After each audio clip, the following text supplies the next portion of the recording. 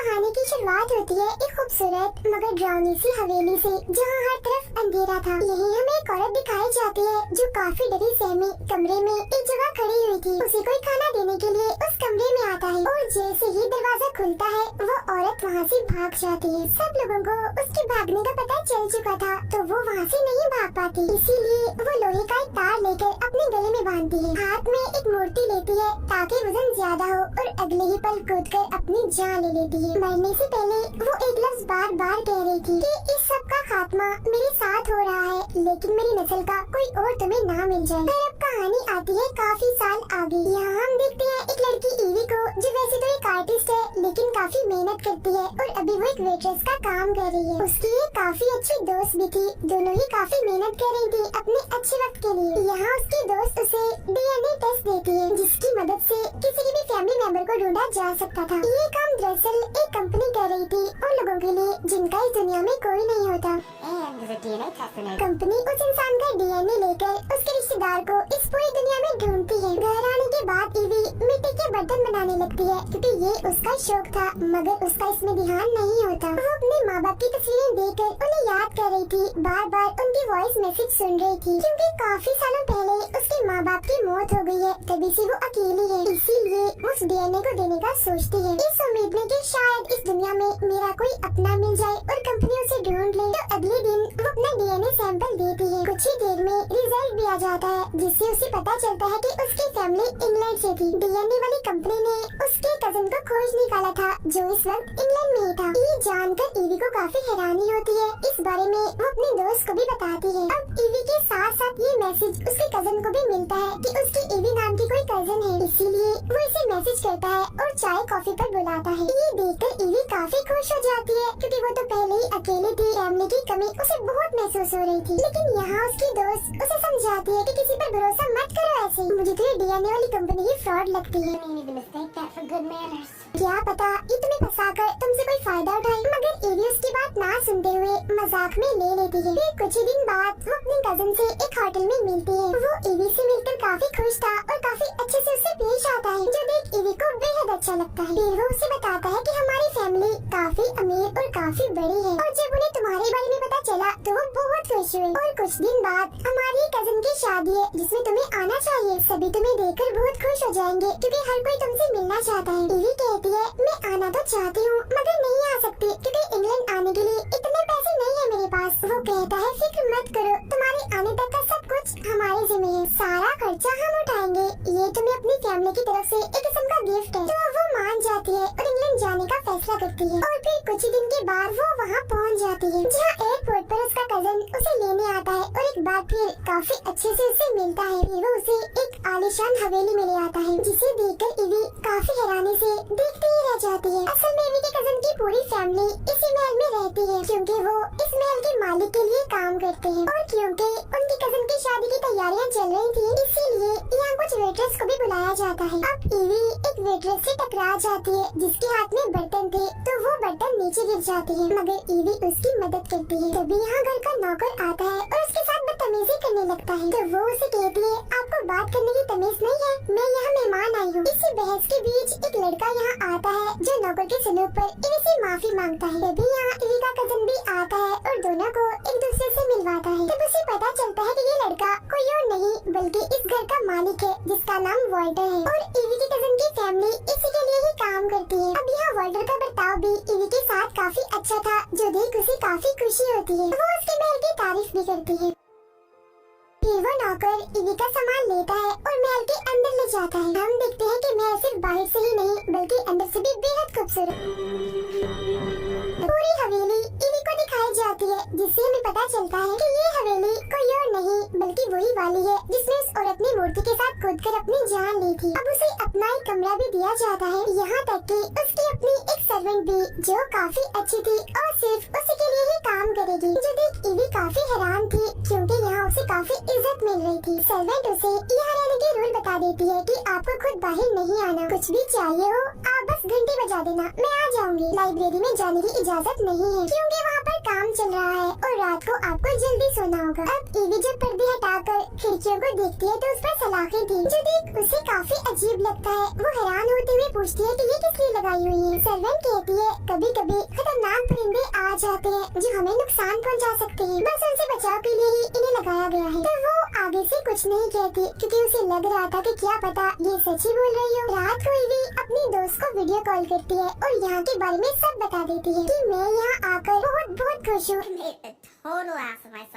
मुझे उम्मीद नहीं थी कि सब कुछ यहाँ इतना अच्छा होगा। यहाँ के लोग, ये हवेली, सबकी आदत, सब कुछ एकदम अच्छा है। अब कुछ ही वक्त के बाद उसके दरवाजे पर वॉल्टर आता है जो उसे कहता है अच्छा मैं आपको देखने आया था कि आप कमरे में आ गई और एक बार फिर मैं अपने नौकर की तरफ से माफी मांगने आया हूँ। उसकी बातों से ये लग रहा था कि वो ईवी को पसंद करने लगा है। अब इसके बाद वो वॉक पर निकल जाती है और हवेली के पास में वो एक पुरानी इमारत देखती है जिसे देख वो रुक जाती है क्योंकि उस इमारत के आसपास उसे कुछ डरावनी सी चीज दिखती है। फिर अब रात को जब वो सो रही थी तो उसे डरावना सा सपना आता है जिससे वो फौरन जाग जाती है और क्योंकि उसे प्यास भी लगी थी इसीलिए वो पानी पीने के लिए अपने कमरे से बाहर आती है। वो देखती है कि नौकर ने काम करने वाली सभी लड़कियों को इकट्ठा किया हुआ है जिनमें से एक को वो लाइब्रेरी में सफाई करने के लिए भेज देता है जो देख जाहिर है ईवी को काफी अजीब लगता है। मगर तभी से उसकी सर्वेंट आ जाती है और उसे वापस अपने कमरे में जाने का कहती है कि जाओ और सो जाओ, बाहर आना ठीक नहीं आपके लिए। तब ईवी तो कमरे में चली जाती है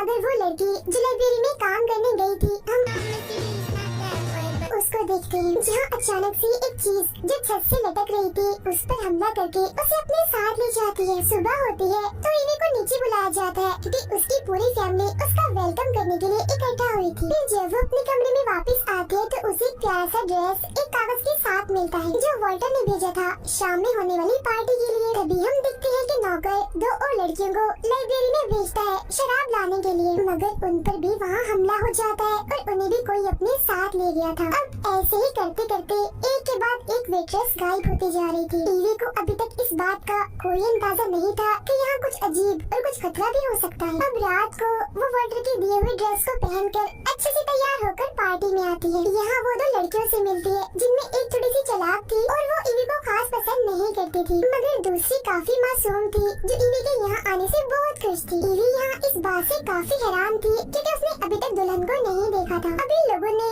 अपने ही रूल्स बनाए हुए थे जहाँ आता है वॉल्टर और सीधा जाता है ईवी के पास, उसके साथ डांस करने लगता है। इससे ईवी को बुरा नहीं बल्कि अच्छा ही लगता है क्योंकि इतनी लड़कियों में से वॉल्टर ने उसे ही चुना था अपने साथ डांस के लिए। फिर इसके बाद वो दोनों सबसे अलग वॉक पर निकल आते हैं और खुल के बात करते हैं। ईवी उससे उस इमारत के बारे में बात कर रही थी जिससे कल रात वो डर गई थी। वो बताता है कि ये तो बस ऐसे ही है, पुराने जमाने में इसे सामान वगैरह रखने के लिए इस्तेमाल किया जाता था। वो उसे एक दूसरी जगह पर ले जाता है जहाँ वो दोनों और भी बहुत सारी बातें करते हैं।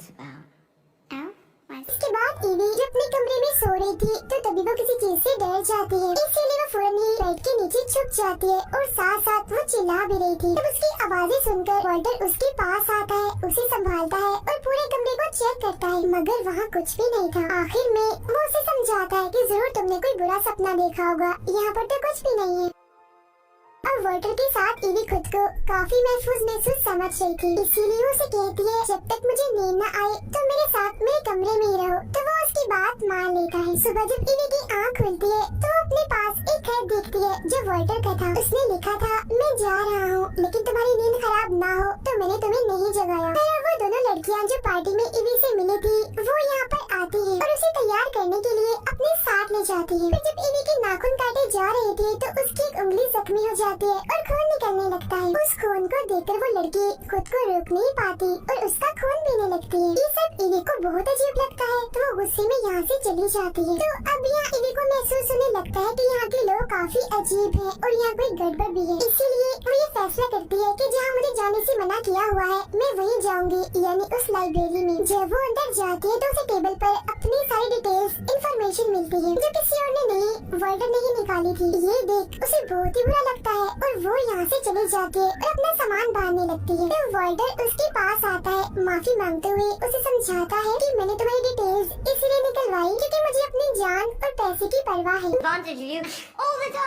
मैं ये जानना चाह रहा था कि कहीं तुम पैसों के लालच में तो यहाँ नहीं आ रही। तुम्हारे कजन ने जब मुझे बताया कि तुम यहाँ आ रही हो तो मुझे ऐसा करना ही पड़ा। बाकी मैं सच में तुम्हें जानना चाहता हूँ और तुम ऐसे फजूल में मुझ पर शक कर रही हो। तो अब यहाँ एक बार फिर ईवी फंस गई थी, मगर अब ज्यादा, क्योंकि वो वाल्टर को पसंद करने लगी थी। अब रात के वक्त आलीशान तरीके से खाना खाया जा रहा था। सब लोग अच्छे से तैयार होकर बैठे हुए थे और ईवी को भी खूबसूरत सा ड्रेस दिया जाता है, जिसे पहनकर वो आती है और वाल्टर के साथ बैठ जाती है। अब यहाँ वाल्टर उठता है और सभी को कहता है कि आप सबका शुक्रिया जो आप इतने अरसे से मेरे साथ हैं और मेरी खिदमत कर रहे हैं। फिर बातों ही बातों में जब वो ये ऐलान करता है कि मैं ईवी से शादी करने वाला हूँ, तो ईवी को काफी अजीब लगता है। मगर अब यहाँ वाल्टर की बातें और वहाँ की चीजें और अजीब होने लगती है। उनका नौकर एक वेट्रेस का गला काट कर खून को एक बर्तन में भर लेता है। ये देखकर तो ईवी के होश उड़ जाते हैं, वो काफी डर जाती है। अब यहाँ वाल्टर कहता है कि सदियों से तुम मेरी खिदमत करते आ रहे हो। तुम लोगों ने